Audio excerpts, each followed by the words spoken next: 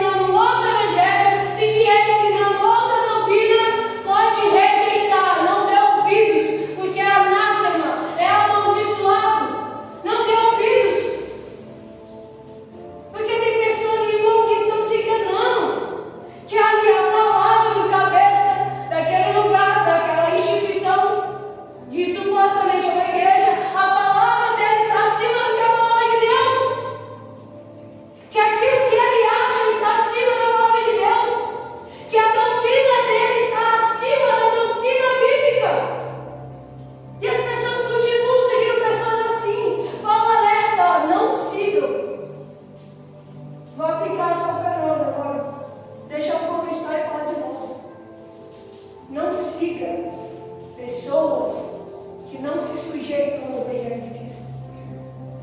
Não faça parte de um lugar que até pode se dizer igreja, mas pega um outro evangelho, aonde o cabeça, o líder, o pastor, o bispo, quem seja, está acima do que a palavra de Deus. Não siga, rejeite, vai embora, não dê ouvidos, não dê credibilidade. Glória a Deus. Porque tem